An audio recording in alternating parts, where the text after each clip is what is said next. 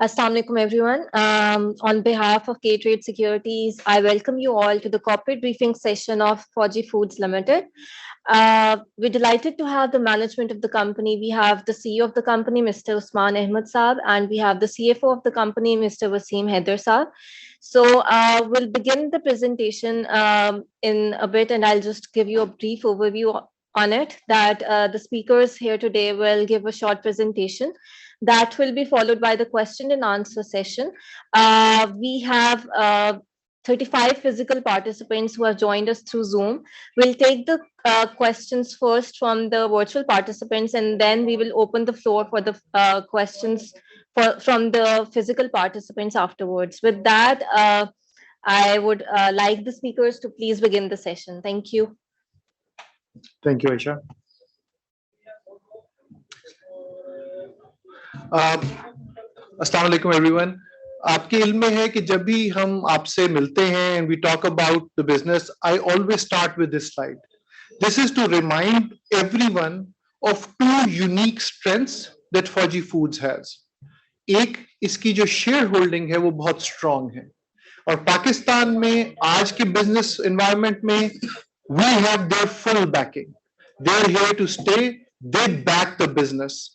And they believe in the potential in food sector in Pakistan, and they have backed us in difficult times, and they back our plans right now. दूसरी, something which is very unique to Forgy Foods is our portfolio. अगर आप dairy portfolio देखें तो शायद इतना complete dairy portfolio Pakistan में और किसी कंपनी का नहीं है. इन टर्म्स ऑफ बटर, चीज, मिल्क, फ्लेवर्ड मिल्क, हमारे पास जो रेंज है और जो कस्टमर्स हैं जिनको हम सर्विस करते हैं इस रेंज के साथ, वो बहुत यूनिक है और फौजी फूड्स की एक डेफिनेट स्ट्रेंथ है.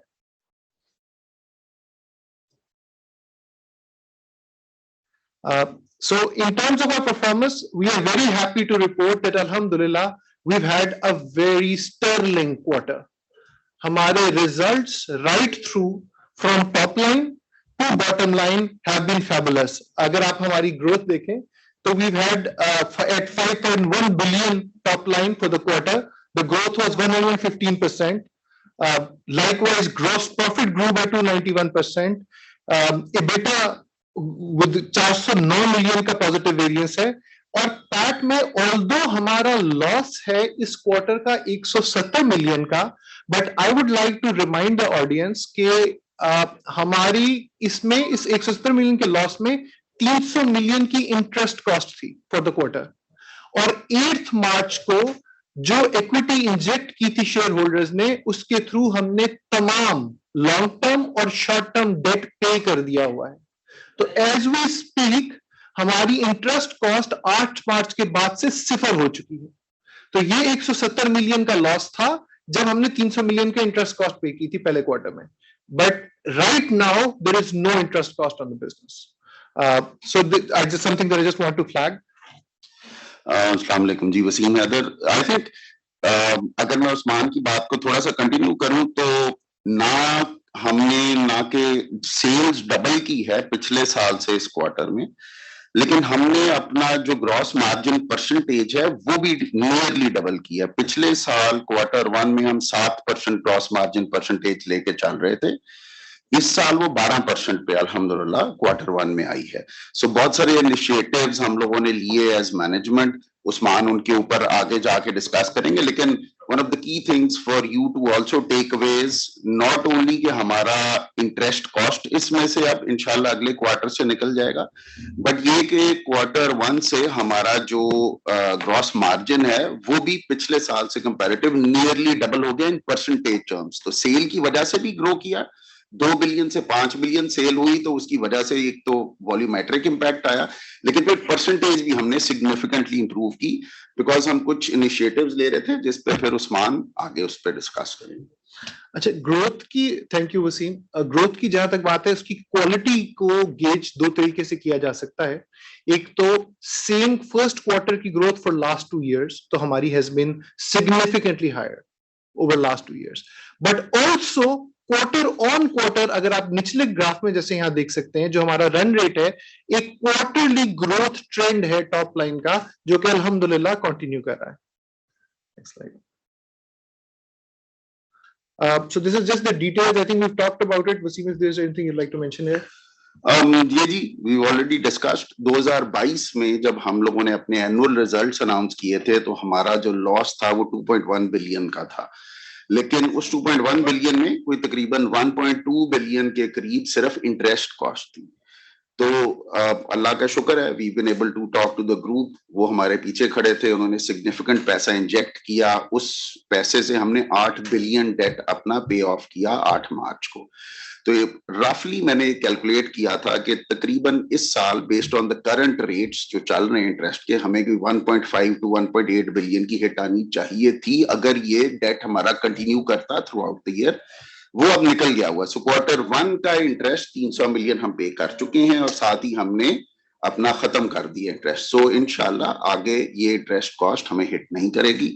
With this improved gross margin, with the revenues that we are looking at, तो इंशाल्लाह things look up for us. ये अगर आप देखिए, this clearly shows पिछले सालों से क्वार्टर ऑन क्वार्टर हमारा EBITDA कैसे मूव कर रहा है। अगर आप ये 2022 का दिसंबर देखें तो इसमें एक वन टाइम सेल्स टैक्स की 307 मिलियन की एडजस्टमेंट आई थी, जिसकी वजह से ये 383 मिलियन पे उस क्वार्टर में आया है। हालांकि वो सेल्स टैक्स की एडजस्टमेंट पूरे साल की थी, तो अगर आप उसको एक्चुअली एडजस्ट करें तो क्वार्टर 4 2022 में हमारा ईबिटा पॉजिटिव था 77 मिलियन से, और आज जो हमने अभी क्वार्टर 1 क्लोज किया उसमें अल्लाह का शुक्र है जी, हमारा ईबिटा 253 मिलियन पे हम क्लोज कर रहे हैं। तो अगर आप देखें तो कंसिस्टेंटली जो स्ट्रेटजीज, जो डायरेक्शंस हम लोग एज मैनेजमेंट ले रहे हैं, इंशाल्लाह that has started paying off, और वो चीज आपको क्वार्टर 2 से नजर आना शुरू हो रही है कि वापस बेहतरी की तरफ कंपनी जा रही है। अब in terms of last report में भी हमने यही बात की थी। आई थिंक जो स्ट्रेटेजी हमारी इन प्लेस है जिसने कि टर्न अराउंड को मुमकिन बनाया, this has been in place now for 6 months, और रिजल्ट्स हमें अब आकर उसके नजर आ रहे हैं। इस स्ट्रेटेजी के 3 पिलर्स थे। Number 1, margin accretive growth. हमें ऐसे सेगमेंट्स में ग्रोथ लेनी है जहां पर मार्जिन हो और एबिलिटी टू टेक प्राइस हो, क्योंकि पाकिस्तान में हम जिन टाइम्स में ऑपरेट कर रहे हैं, we expect that the inflation will continue. Therefore, we must operate in products and categories where we are able to pass on that inflation. So, not just volume growth in itself, but growth in margin accretive portfolio, ये critical है।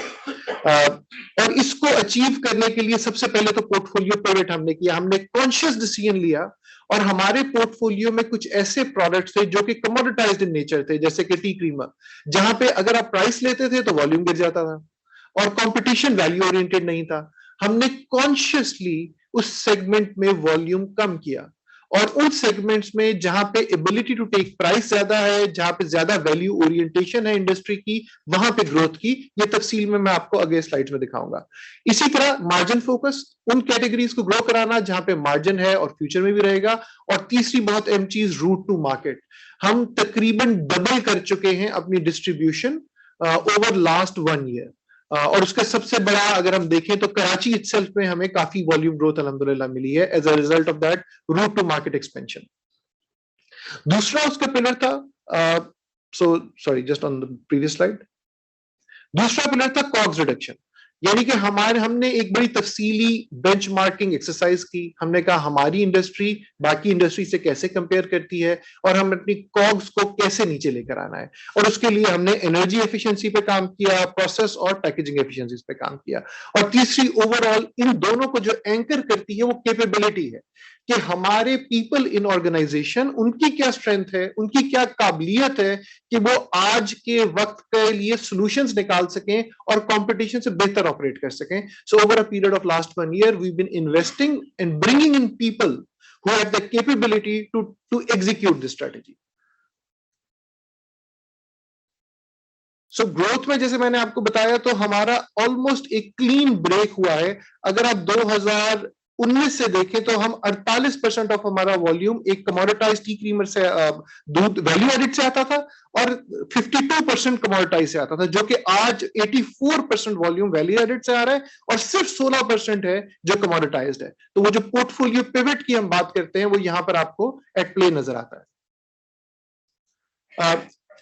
अभी तक हमने बात की revenue growth की, उसका एक बहुत इंपॉर्टेंट इंडिकेटर है क्या हम वॉल्यूमेट्रिकली ग्रो कर रहे हैं या नहीं। तो अच्छी बात यह है कि नूरपुर यूएचटी मिल्क अभी भी आज भी पाकिस्तान का फास्टेस्ट ग्रोइंग मिल्क है और 54% उसकी ग्रोथ थी versus same period last year volumetrically. जैसे मैंने आपको बताया दोस्ती टी क्रीमर में 41% डिक्लाइन है, ये वही सेगमेंट है जहां पे एबिलिटी टू एक प्राइसिंग नहीं है, ये कमोडिटाइज सेगमेंट है और हमने इसको एज पर आवर स्ट्रेटेजी डीप्रायोरिटाइज किया है। इसी तरह जो बिजनेस टू बिजनेस हमारा जो इंस्टीट्यूशनल बिजनेस है वहां पे हमारी ग्रोथ 18% है, फ्लेवर्ड मिल्क में 10%, क्रीम जो कि सबसे ज्यादा मार्जिन एक्रेटिव प्रोडक्ट है वहां पे ग्रोथ तकरीबन 100% है, और बटर जहां पे हम मार्केट लीडर हैं इसके बावजूद 19% ग्रोथ है। तो दूसरा जो पिलर था कॉग्स का सस्टेनेबिलिटी का, वहां पे दो बड़े अहम प्रोजेक्ट्स हमने किए, नेक्स्ट स्लाइड प्लीज, जिसमें कि एक था सोलर। इस वक्त हमारा 1 मेगावाट का सोलर प्लांट ऑपरेशनल है जनवरी से, और वो हमें उसकी एफिशिएंसीज मिल रही हैं। दूसरा हमारा एक बहुत बड़ा प्रोजेक्ट था कि हमने अपनी तमाम स्टीम प्रोडक्शन जो कि अदरवाइज कोल पे होती थी या एचएफओ पे होती थी उसको हम बायोमास पे ले गए, यानी कि ये जो खेतों की बची हुई चीजें हम खरीदते हैं किसानों से उनको जलाते हैं, और उसमें हमारी स्टीम प्रोडक्शन की कॉस्ट में एनवायरमेंटल फ्रेंडली भी है और सिग्निफिकेंट सेविंग है। और हम एक्सपेक्ट कर रहे हैं कि इंशाल्लाह 2023 में ये दो और इसके अलावा मजीद हमारे कई इनिशिएटिव्स हैं वो मिला के हम टारगेट कर रहे हैं कि हम 1 बिलियन की कॉस्ट सेव करेंगे सिर्फ कॉग्स के अंदर इंशाल्लाह। अच्छा जी, so not only on the cost side, लेकिन हम लोगों ने अपनी कैश फ्लो की इंप्रूवमेंट के लिए भी सिग्निफिकेंट काम स्टार्ट किया हुआ था, और अल्लाह का शुक्र है अगर आप देखें तो receivables as a percentage of जो क्रेडिट सेल थी हमारी वो 2022 क्वार्टर 1 में 131% थे हमारे रिसीवेबल्स हमारे क्रेडिट सेल के, यानी क्रेडिट सेल कर रहे थे उससे ज्यादा हमारा रिसीवेबल मार्केट में पड़ा हुआ था। इस पीरियड में हमने सिग्निफिकेंटली अपनी सेल बढ़ाई, उसमें हमारी ऑब्वियसली क्रेडिट सेल भी बढ़ी है, लेकिन as a company we decided कि हम बड़ा टाइटली कंट्रोल करेंगे अपने अकाउंट रिसीवेबल को और कलेक्शन को। और अगर आप देखें तो क्वार्टर 1 2023 जहां पे हमने 5 बिलियन की सेल की है जिसमें क्रेडिट सेल भी उसी हिसाब से ग्रो की हुई है, वहां पे हम 42% पे अपने अकाउंट रिसीवेबल ले आए हुए हैं, विच मींस कि हम सिग्निफिकेंटली कलेक्शन बहुत बेहतर कर रहे हैं पिछले एक साल से, जहां पे वो 130% से अब गिर के तो 42% पे आ गई हुई है, और इंशाल्लाह इसके आसपास अब we'll try and keep it ताकि हम अपना कैश बेहतर यूटिलाइज कर सकें। उससे आगे जो अगली स्लाइड है वो ओवरऑल कैश वर्किंग साइकिल के ऊपर है। अगर आप देखें तो हम 2021 के क्वार्टर 4 में हमारा जो कैश कन्वर्जन साइकिल था, यानी हम खरीदने से लेके पैसा वापस आने तक हमें 134 दिन लगते थे पैसा घुमाने में, लेकिन over a period of time हमने अपनी प्रोसेसेस काफी इंप्रूव कर ली हैं और अल्हम्दुलिल्लाह क्वार्टर 1 2023 में आज वो जो कन्वर्जन साइकिल हमारा है वो 34 दिन पे आ गया हुआ है। सो अल्लाह का शुक्र है, there is a lot of good work that we are doing as management, और इंशाल्लाह वी आर होपफुल के 2023 will be a good year for us.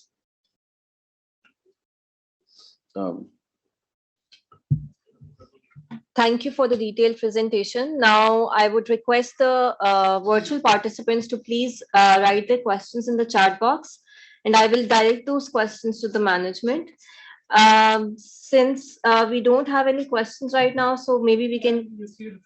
Okay, so the first question is that you earlier stated that your focus is on urban markets. Can you tell us the market ratio between urban and rural presently? देखिए पाकिस्तान के अंदर जो packaged milk है और dairy है overall is almost an entirely urban category, और जिसको हम पॉपुलरली रूरल कहते हैं प्योर डेफिनेशन में वो भी अर्बन ही है। So you have 459 urban towns. उन towns के अंदर भी there is a big geographical skew. So आपकी जो top 20 cities हैं, they have a very high volume contribution, and about 100 cities से आपका 90% volume weight cover हो जाता है. So I hope that answers the question. So the next question is that what is the profitability growth that the company is projecting for the next 5 years? I think it is extremely difficult for us to comment on this.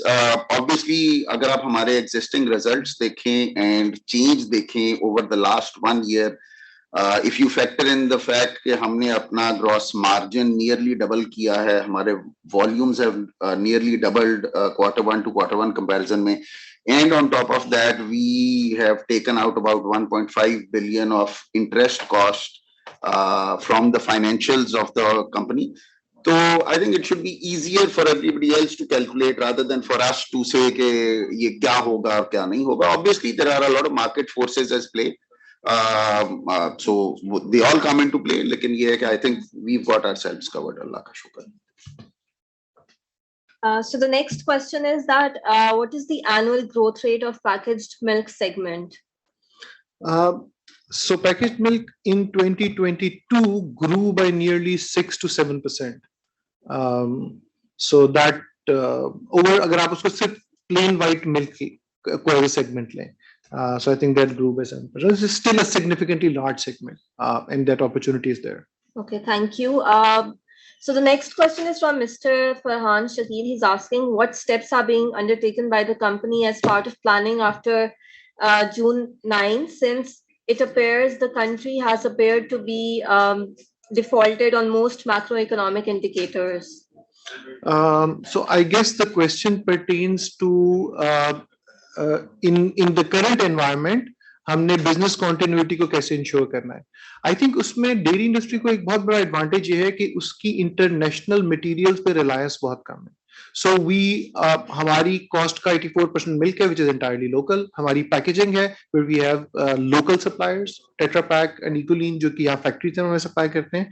So हमारा exposure compared to some of the other industries is low because we are to a great degree localized in our sourcing. Okay. अगर मैं उस्मान की बात को थोड़ा continue करूं, ये चीज ध्यान में रखिएगा कि हमारे पीछे हम दूध जहां से लेते हैं या इंडस्ट्री जहां से दूध लेती है उनकी इनपुट्स जो हैं बहुत सारी बाहर से आती हैं. सो अल्टीमेटली वाइल हमारी वो वाला एक्सपोजर नहीं है, लेकिन मुझे लगता है कि कॉस्ट का एक्सपोजर बिल्कुल होगा. जैसे रॉ मटेरियल कॉस्ट बढ़ेगी तो obviously pricing of the product will also increase. तो ये एक फैक्टर है जो शायद हमें ज़हन में रखना चाहिए. बट मैं उस्मान से बिल्कुल एग्री करता हूं कि जो बाकी इंडस्ट्रीज में एक चैलेंज है कि आप इंपोर्ट कर रहे हैं, रॉ मटेरियल नहीं मिल रहा है, एलसीज नहीं खुल रही हैं, वो एक्सपोजर अल्लाह का शुक्र है हमारी इंडस्ट्री में भी उस हिसाब से नहीं. Okay, thank you for the clarification. The next question is what is the long-term financing for the company and how would that affect the profitability and the P&L statement for future periods?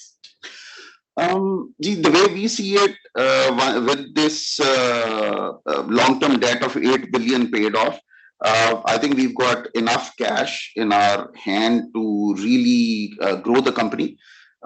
एक चीज और which is very clear कि if there is a need to expand further, so we do know that the group stands behind us and our shareholders and sponsors stand behind us.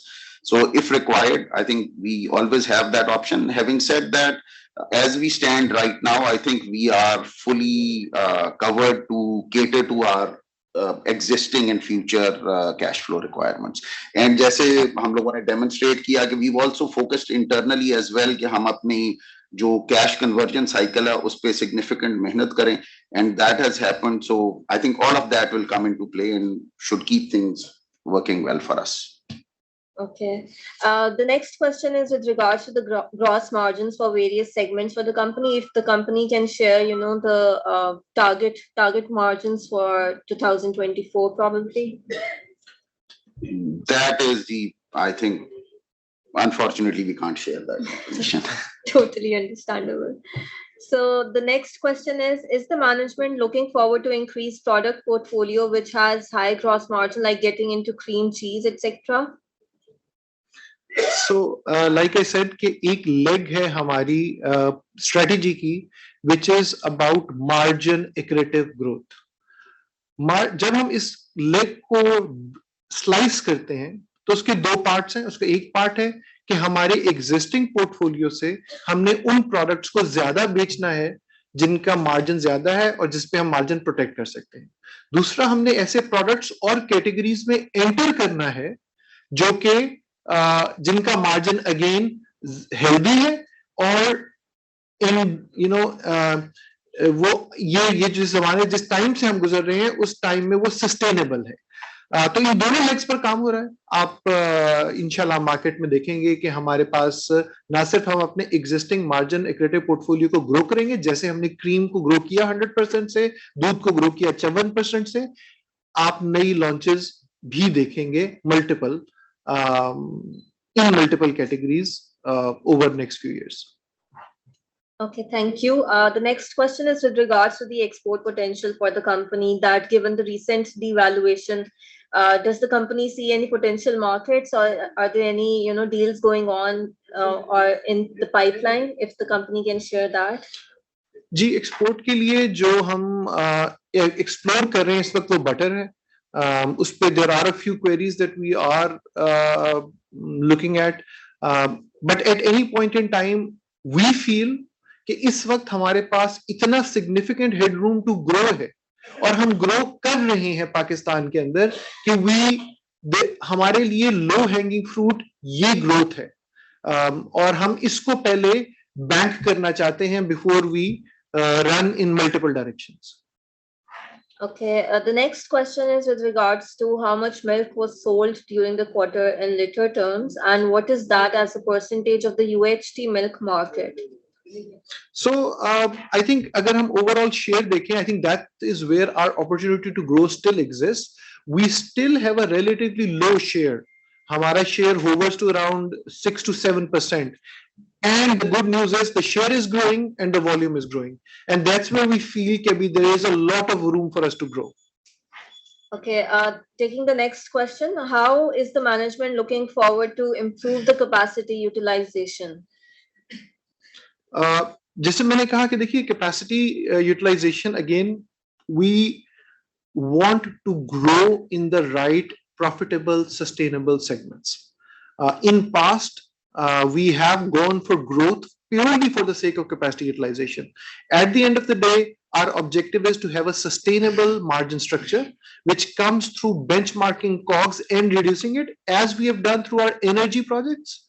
But secondly, we want to grow in the profitable segments, we will continue to chase capacity. So as we run out of capacity, whether it is processing or milk storage or filling, we will add as and where required, which we have done, by the way. In last 6 months, we've added a powder plant. So as and where required, we'll continue to add capacity. That is in part of our plans. Okay, thank you.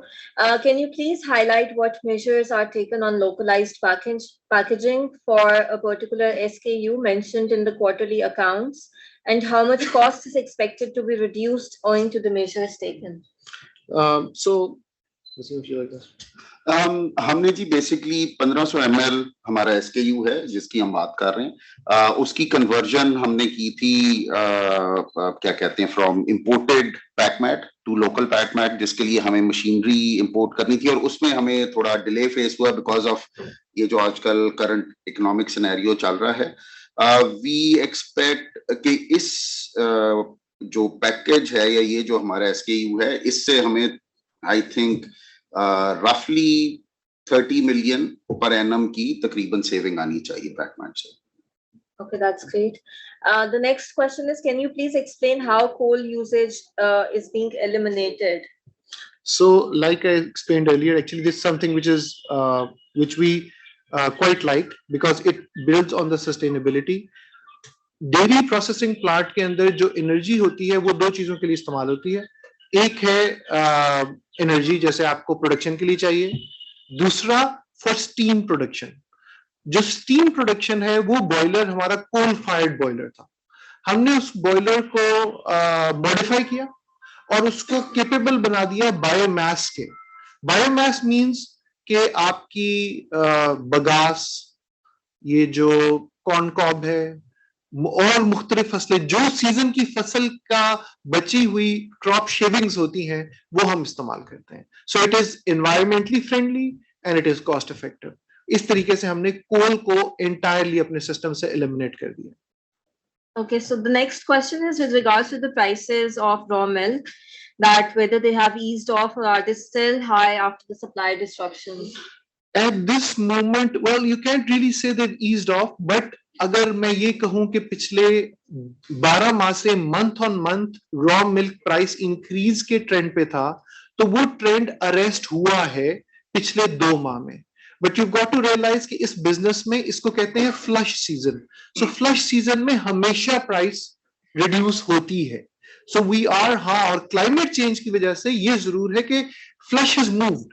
This used to end by early April, but now we are sitting in May, and still there are rains in Punjab, and we're still in the middle of that flush season. So yes, the pricing has eased off, but that is seasonal and to be expected. However, long term, I think ye pressure on pricing is going to remain, as Wasim has already touched. So it is critical for us कि हमारी strategy, जो value oriented strategy है, वो continues to work for us. मैं अगर उस्मान की बात में थोड़ा ऐड करूं तो उस्मान बिल्कुल सही कह रहे हैं. एक फ्लश सीजन आता है जिसमें हम एक्सपेक्ट करते हैं कि मिल्क की क्वांटिटी क्वालिटी बेहतर हो जाती है और रेट गिर जाते हैं. लेकिन इस साल हमने उतना रेट गिरता नहीं देखा जितना ट्रेडिशनली हर साल हम देखते थे कि अच्छा पीछे से रेट चढ़ता आता था, फिर नवंबर दिसंबर से टेपर ऑफ करना शुरू करता था, जनवरी फरवरी में सिग्निफिकेंटली गिरता था, और फिर आहिस्ता आहिस्ता जैसे जैसे गर्मी आती थी तो वो दोबारा चढ़ना शुरू होता था. वो रुका है लेकिन वो गिरा नहीं, जो हमारी एक्सपेक्टेशन थी इंडस्ट्री की कि ये नॉर्मल सीजन के हिसाब से आके फ्लश बड़ा स्ट्रॉन्ग आएगा तो ये सिग्निफिकेंट गिरेगा. आई थिंक वो जो शायद उतनी उसकी कॉस्ट रिडक्शन थी वो आ नहीं पाई है. Okay. The next question is, can you please give an estimate of the revenue contribution in terms of percentage for milk and butter?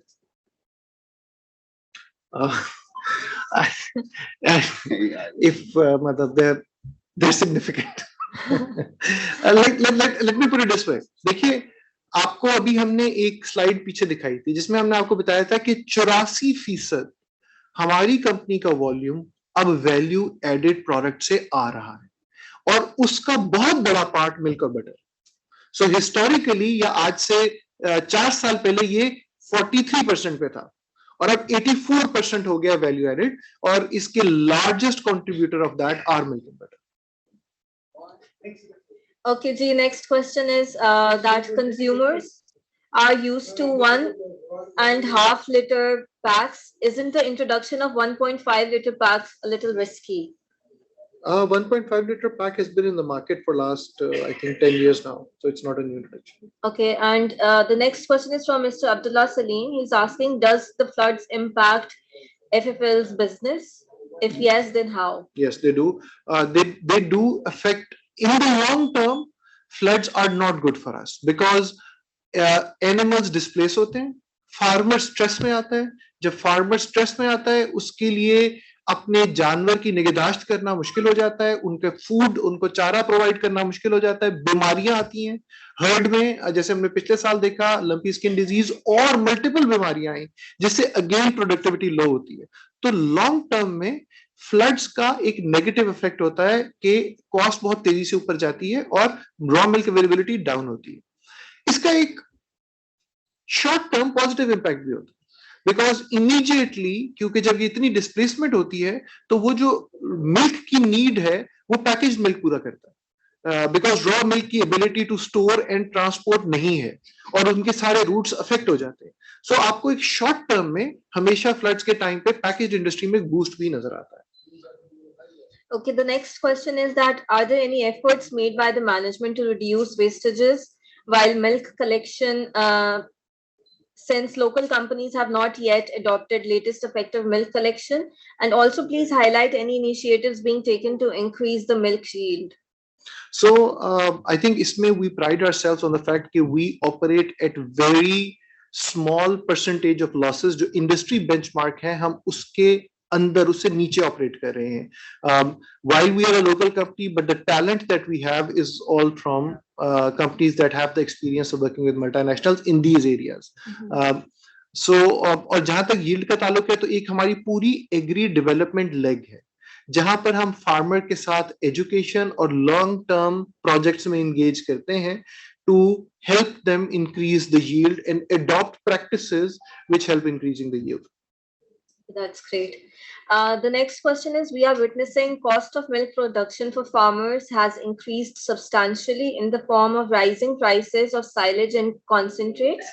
Prices of milk are, sorry, I just lost the question. Yeah, prices of milk are bound to increase post-flush season. What is FFL's strategy to counter rising raw milk prices? Look, एक reality है इस business की कि raw milk is one of the biggest cost. If it goes up, the price to consumer has to go up. So the strategy that we've had again is that we have pivoted to a portfolio where we are able to pass on pricing better than in past. So it is accurate assumption that the prices will go up and that prices will have to be passed on. Okay, so Mr. Abdullah Salim is asking about the company's strategy because Fauji Food has issued more shares and this has liquidated the public holding and reduced internal matrices such as EPS and assets per share. So which also reflects on share price eventually, even though balance sheet is improving. What is the management's strategy to even this out in the future? I think that's a very interesting question. अगर आप देखें तो our only way forward on this is to improve the overall performance of the company. And as I'm sure most of you would have noted कि हमारा share जो था was about 4.6 per share about a month and a half back. Today it is trading at about 6.64, 6.7, 6.6. So I think that in itself should tell you that the direction that we've taken is being looked at positively by the market. And as our future results, inshallah, come through, we feel that this should see a significant change, inshallah. Okay, thank you for that. The next question is from Mr. Rehan Sheikh. He's asking that does the company has any plan to launch ice cream segment? The company has plans to go into new categories. I think at this point in time, I would just say that you will see in the course of time which categories we choose to enter. Okay, that's great. So you mentioned your approval from McDonald's to supply cheese, allowing FFL to potentially target regional markets. Is there any update on that front? In terms of supply to McDonald's? Yes. In Pakistan? Yes, to supply cheese. So like you were approved for supplying correct to McDonald's, that potentially opened the regional market. Correct. So uske upar is there. Correct. So we are. It's the entire world of McDonald's. It's quite a long drawn process to break into a market. So we are in contact with a few markets, responding to a few queries. But we will, I think, as and when it develops, we'll update. Okay, so the next. Okay, let's take a few questions from the physical participants and then we'll take some virtual questions. Please introduce yourself. Thank you. Assalamu alaikum. Abdullah Umar from NVP Funds Karachi. मेरा एक सवाल है basic milk में तो growth आई 54% और I think इस quarter में promotional activities काफी थी मिल्क में स्पेशली 1500 ml के SKU में तो क्रीम में भी 100% की ग्रोथ आई उसके पीछे क्या की ड्राइवर्स थे जो इस तरह की जी सबसे बड़ा आई थिंक ड्राइवर है जैसे मैंने आपको कहा जो हमारा ग्रोथ का तीसरा पिलर था रूट टू मार्केट कि हमने एक आज से 1 साल पहले अपने secondary sales software best in the class को अडॉप्ट किया था उसको इम्प्लीमेंट किया दैट गिव्स अस आइज कि रियल टाइम में हम किस स्टोर पे जाना चाहते हैं और कहाँ पर हैं, किस दुकान पर क्या SKU होना चाहिए और आज कहाँ है, उसको सामने रख के हमने उसको ड्राइव करना शुरू किया। उसके रिजल्ट्स हमें नजर आ रहे हैं मल्टीपल SKUs में और क्रीम में। Cream is also one of them. एक पार्ट ये था। दूसरा पार्ट ये था, cream is also very seasonal product, so जरा उसकी एडवांस प्लानिंग करनी पड़ती है। I think this time around we were much better prepared to benefit the season for cream. So basically distribution में जो है वो एनहेंसमेंट हुई है, तो उसकी वजह से आप रिफ्लेक्ट हुए हैं वॉल्यूम। ऐसे ओके। एंड आपने UST का आई थिंक ग्रोथ बताई है इंडस्ट्री के, आई थिंक 2022 में 6 to 7%। यही ग्रोथ जो है बटर में या क्रीम सेगमेंट में साल क्या रही है, अगर आप बॉल पार्क बता सकें इंडस्ट्री की? जस्ट देखिए, बटर में तो we are the biggest player in the market, तो हमारी ग्रोथ एनुअलाइज्ड ग्रोथ तकरीबन 5 से 6% थी। तो आई थिंक उस तकरीबन 8% होगी या इससे कम ही होगी एक्चुअली ग्रोथ, क्योंकि हमारा शेयर बहुत ज्यादा है बटर में कंज्यूमर मार्केट में। और इसके बाद आपने पूछा क्रीम का। क्रीम की भी अगेन जो बॉल पार्क ग्रोथ है वो इसी रेंज में है, 5 to 8% हम देख रहे हैं दोनों क्रीम्स मिला के। Thank you.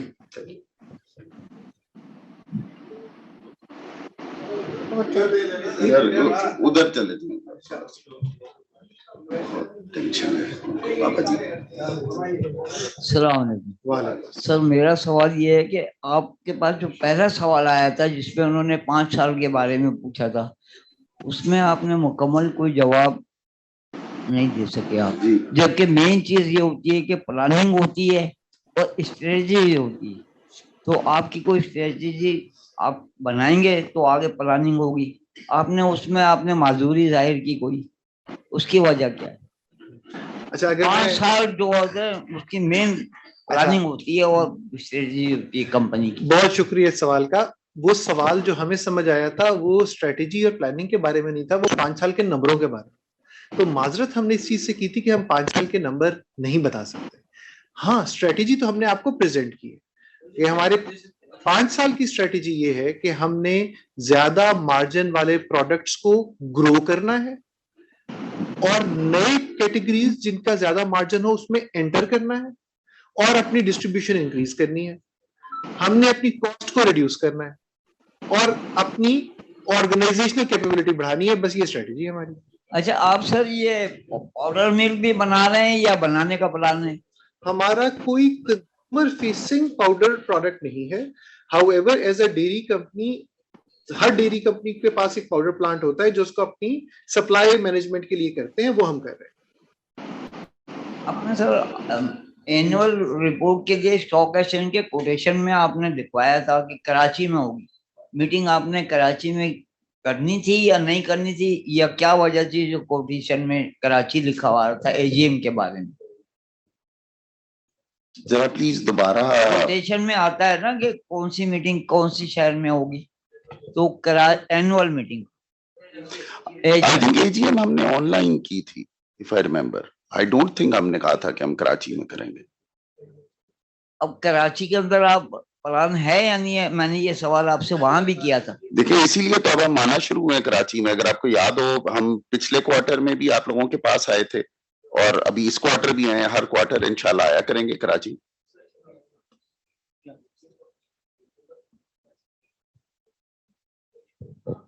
सर, ये पर्टिकुलरली पूछ रहे हैं AGM के बारे में कि AGM आप कराची में करेंगे या नहीं करेंगे? यार, आई डोंट थिंक कि हम कराची में AGM होल्ड करेंगे।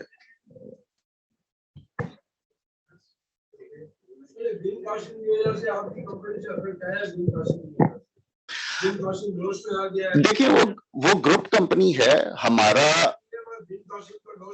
हाँ जी। सो जो बिन कासिम है वो हमारी होल्डिंग कंपनीज में से है, सो हमारे शेयर होल्डर्स में से भी है। लेकिन हमारे उसका कोई इम्पैक्ट नहीं आया क्योंकि we are in a very different industry to them. और अगर आप देखें कि इस सारे के होने के दरमियान में ही हमारे पास सिग्निफिकेंट इंजेक्शन बाकी ग्रुप से भी आई है। हमने तकरीबन टोटल कोई 11 बिलियन के करीब जनरेट किया था, जिसमें से 8 बिलियन हमने यूज किया बैंक्स को पे करने के लिए। तो आप बिल्कुल सही कहते हैं, लॉसेस आते हैं, हर इंडस्ट्री में आते हैं। लेकिन अल्लाह का शुक्र है हमारा जो ग्रुप इतना स्ट्रांग है, फाइनेंशियली इतना वो स्ट्रांग है कि ये छोटी चीजें आती जाती रहती हैं एंड दे सॉर्ट ऑफ।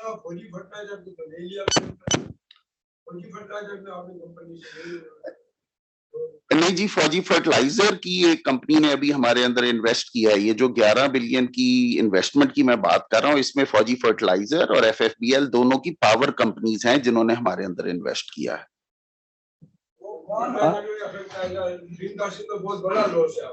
हाँ जी, लेकिन उसका हमारे से नहीं, हमारे से उसका बिन कासिम हमारी ऊपर आती है हम, लेकिन हमारे बिजनेस ऑपरेशंस पे उसका कोई इम्पैक्ट नहीं है। अस्सलाम वालेकुम सर, दीन मोहम्मद सर। सबसे मेन क्वेश्चन ये है कि आप जो रॉ मटेरियल जो पैकिंग मटेरियल है वो टेट्रा पैक से आता है, और टेट्रा पैक और Nestle one and the same thing, और वो आपका कंप्यूटर भी है, ऐसे है नहीं? नहीं ऐसे नहीं, मगर सर अगर वो किसी तरह जो है ना, कभी कोई इसका कोई अल्टरनेट है आपके पास कि अगर वो आपको जो है ना, आपका गला मतलब अल्लाह ना करे ऐसा हो, तो वो कर सकता है ऐसे, ताकि जो है ना आपका काम जो है ना रुक जाए। एक दूसरा क्वेश्चन मेरा ये है कि आपके पास जो है कलेक्शन है वो मतलब आप जाके करते हैं, आपके पास अपना कोई जो है ना डेयरी का जो है ना है नहीं, ऐसे ही है?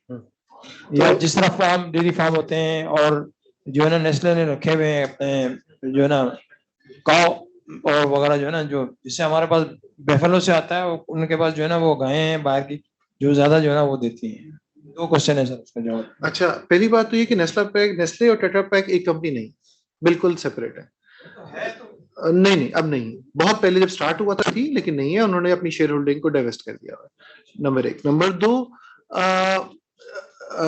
टेट्रा पैक के बहुत बड़े स्टेक्स है पाकिस्तान, हम तो बहुत छोटे प्लेयर है, इंग्रो है पूरा, सो इंग्रो इज बिगर देन नेस्ले, तो वो अपने उनका पाकिस्तान में। तीसरी बात है कि टेट्रा पैक पाकिस्तान का one of the largest exporters है, सो उनके स्टेक्स पाकिस्तान में बहुत बड़े हैं, और that is one of the reasons why हमारी बिजनेस कंटिन्यूटी का थ्रेट इन टाइम्स पे रिलेटिवली कम है, because of having such large local suppliers.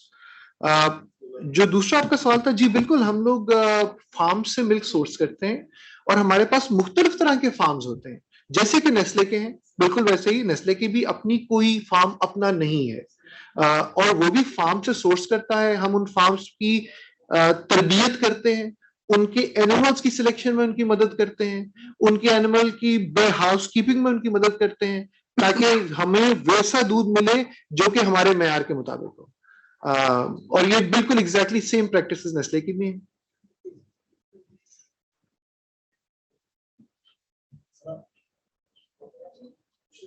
आगे क्या उम्मीद रखते हैं कंपनी से? या कुछ मिलेगा उनको रिटर्न वगैरह कुछ नहीं?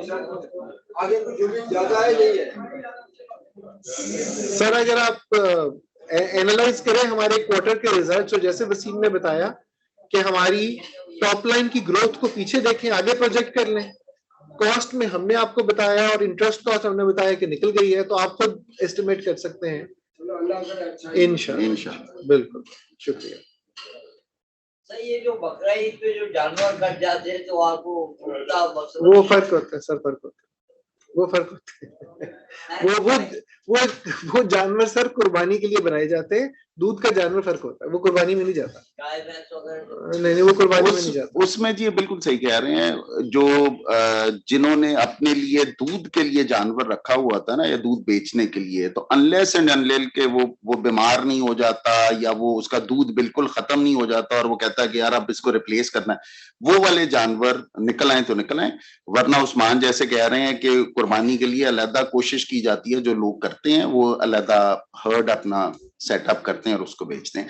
हमारे लिए ज्यादा इम्पैक्ट, जिस तरह उस्मान ने पहले जिक्र किया था कि फ्लड्स वगैरह हमें काफी तंग करते हैं। पिछले साल जिस फ्लड्स आए थे तो तकरीबन पाकिस्तान में एस्टिमेटेड है कि 20 लाख 25 लाख गाय भैंसें जो थी वो मर गई थी। तो उसका इम्पैक्ट हम अभी तक एज एन इंडस्ट्री भी और आप एज ए कंज्यूमर भी बेयर कर रहे हैं, क्योंकि वो सडनली 20-25 लाख जानवर निकल जाना, वो वापस, हमारी गरीब कौम है, हम वापस आते आते भी आएगा, तो उनका दूध निकल जाना सिस्टम में से तो बहुत बड़ा झटका होता है। तो अच्छा, आपकी जो मक्खन है वो काफी महंगी है। बिल्कुल ऐसे ही है जी, बिकॉज हमारी क्वालिटी बहुत अच्छी है और उस प्राइस के ऊपर भी अल्लाह का शुक्र है कि हम 55% ऑफ द मार्केट शेयर है हमारा, रफली हमारा 55% मार्केट शेयर है, डिस्पाइट बीइंग द जैसे आप कह रहे हैं एक्सपेंसिव होने के। तो दैट मीन्स कि जो कंज्यूमर है वो इस चीज को एक्सेप्ट भी करता है कि क्वालिटी अगर अच्छी है तो ही इज रेडी टू पे अ लिटिल मोर। दूसरी बात ये सर कि जिस तरीके से इन्फ्लेशन आई है, अगर आप डेयरी इंडस्ट्री को देखें तो एक्चुअली उनकी price increases are less than जो बाकी एफएमसीजी की प्राइस इंक्रीजेस हुई। सो हाँ, बिल्कुल सही कह रहे हैं आप, महंगाई हुई है, लेकिन डेयरी अभी भी प्राइसिंग को रोक रोक के ले रही है, जबकि आप बाकी इंडस्ट्रीज में देखें तो वो तो इससे भी आगे जा चुके हैं। ये एक रियलिटी है हमारे टाइम्स की, महंगाई जो एक फैक्टर है। आई थिंक पिछले एक साल में हमारी इंडस्ट्री में ही कोई 50 से 65% इन्फ्लेशन का इम्पैक्ट आया, जो कि बहुत ज्यादा है। एज एन इंडस्ट्री हमने लिए हैं प्राइस इंक्रीजेस, क्योंकि ऑब्वियसली हमने भी सरवाइव करना है, आप लोगों ने भी हमारे साथ एज शेयर होल्डर सरवाइव करना है। लेकिन ये है कि हमें कंज्यूमर का ख्याल करते हुए भी थोड़ा थोड़ा हमने इंटरनल कॉस्ट कटिंग करने की कोशिश की, चीजें कंट्रोल करने की कोशिश की, उसका इम्पैक्ट आप लोगों के रिजल्ट्स में भी नजर आता है। इतनी महंगाई के बावजूद भी come out with some good results, तो ये तो इसी का ही काम है जी, चलता साथ।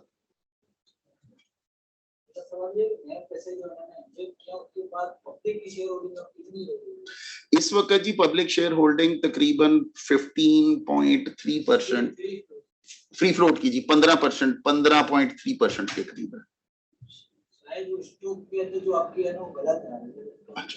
चलें मैं चेक कर रहा हूँ। वो इसलिए जी आप बिल्कुल सही कह रहे हैं, वो इसलिए अपडेट नहीं है क्योंकि एसईसीपी के पास अप्रूवल के लिए गया हुआ, तो जैसे ही अप्रूवल होगा तो स्टॉक एक्सचेंज पे जो हमारी इंफॉर्मेशन है वो अपडेट हो जाएगी।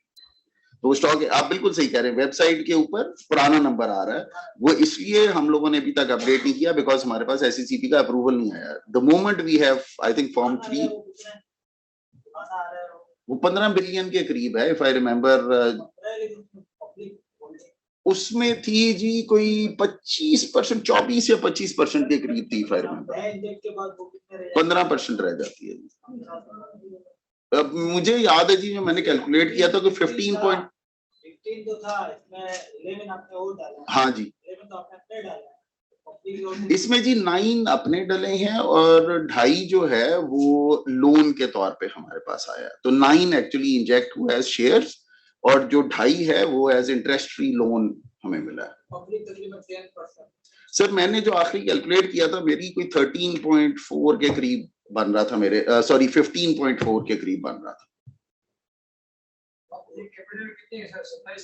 सर इस वक्त जी हम तकरीबन चले गए हुए हैं 25 बिलियन के करीब, और with that long term loan of 2.5 billion तकरीबन, तो 25 बिलियन के करीब हमारी है। यार अब ऐसे मुझे ऑनेस्टली इस वक्त याद नहीं है। अच्छा उसकी आप बात कर रहे हैं, मेरे पास कहीं बनी भी हुई है यार, आई थिंक 4.6 के करीब थी if I remember. Breakup value तकरीबन 4.17 के करीब। हमारे लॉसेस पीछे से जो कैरी होते आ रहे हैं वो जब तक क्लीन अप नहीं होंगे तो ये रहेगा प्रेशर थोड़ा, लेकिन अगर आप देखें तो ओवरऑल हमारे नेट एसेट सिग्निफिकेंटली इंप्रूव किए हैं, लोन्स से हमारी बुक से बड़े सारा लोन ही उतर गया हुआ है, तो अब बाकी it is all up to अस।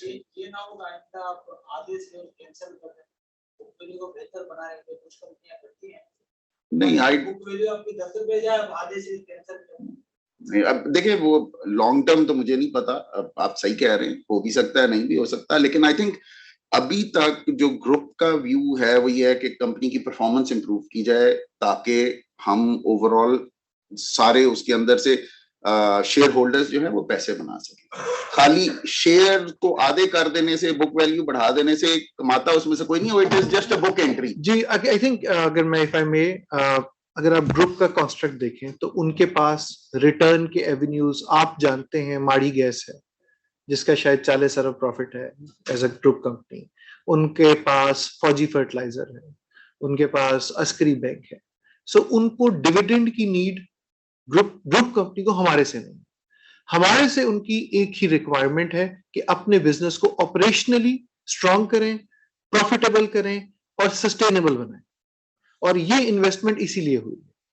तो बाकी आगे जैसे वसीम ने कहा, बट आई थिंक अगर आप ग्रुप का पोर्टफोलियो देखें तो उस पोर्टफोलियो में बज़ाहिर जरूरत महसूस नहीं होती वो कहने की जो आप सजेस्ट कर रहे हैं।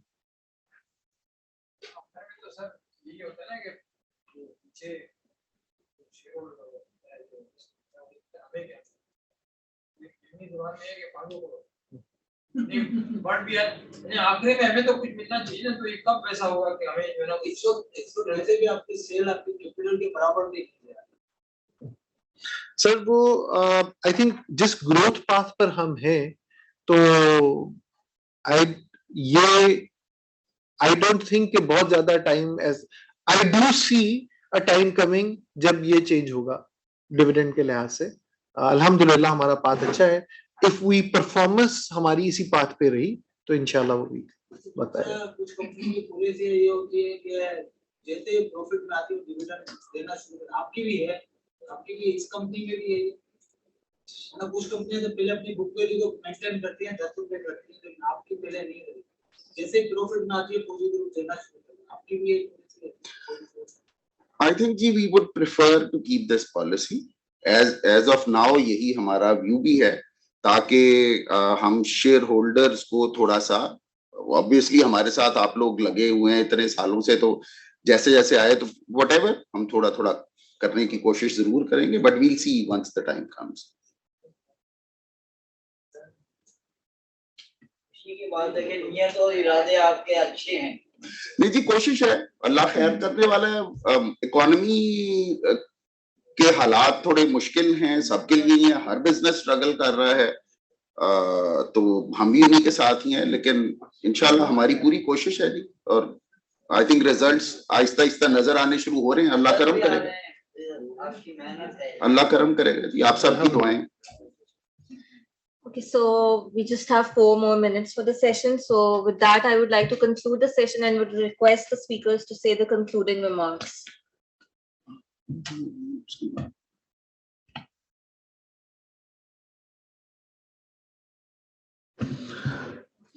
बस इन कंक्लूजन जी हम यही कहेंगे कि अल्हम्दुलिल्लाह I think over last 1 year we been very, हमारे रिजल्ट्स बहुत अच्छे रहे। आई थिंक हमने हमारा कॉन्फिडेंस बढ़ा है कि हमारी स्ट्रेटेजी वर्क कर रही है और हमें रिजल्ट्स दे रही है। गोइंग फॉरवर्ड ऑब्वियसली पाकिस्तान एक सर्टेन सिचुएशन में है और हम भी उसी के अंदर ही हैं। उस सिचुएशन में सर्टेन अपॉर्चुनिटीज भी आती हैं, जैसे कि लोकलाइजेशन एक अपॉर्चुनिटी है जिससे हमने बेनिफिट किया है। मैकडॉनल्ड्स एक मिसाल है कि मैकडॉनल्ड्स पाकिस्तान से चीज नहीं लेता था, इंपोर्ट करता था, अब वो सारा चीज हमारे से ले रहा है। ऐसी और एग्जांपल्स भी हैं जिसका हमें बेनिफिट हुआ है। एट द सेम टाइम इसके चैलेंजेस भी हैं। ये इन्फ्लेशन के प्रेशर, जैसे आपने कहा बटर महंगा है, तो ये प्रेशर कंज्यूमर फील कर रहा है एंड वी एक्सपेक्ट कि ये प्रेशर रहेगा। सो दोनों फोर्सेस हैं इस टाइम्स पे। There are opportunities as well and there are challenges as well, और हम we are prepared for those challenges and we are prepared for the opportunities. So inshallah, I am confident that we'll keep bringing good news to you. Thank you. And I think from my perspective, जिस तरह उस्मान कह रहे थे कि opportunities और challenges दोनों आ रहे हैं, but from a company's perspective, we are looking very hard internally as well कि हम अपने जो cost efficiencies हैं उनको build कर सकें, अपनी process efficiencies को सीधा कर सकें, जहाँ पे हम डिजिटलाइजेशन कर सकते हैं उसको करना शुरू करें। हमने अभी एक बहुत बड़ा प्रोजेक्ट स्टार्ट किया हुआ है कि जो हमारा मिल्क प्रोक्योरमेंट का पूरा प्रोसेस है उसको हम डिजिटल उस पे लेके आ रहे हैं। सेल्स फोर्स का ऑलरेडी हम लोग इम्प्लीमेंट कर चुके हुए हैं। तो I think as management team हम वी आर ट्राइंग कि हम बाहर के चैलेंजेस और अपॉर्चुनिटीज को भी एड्रेस करते जाएं, लेकिन साथ साथ हम इंटरनल भी चीजों को ठीक करने की कोशिश करें।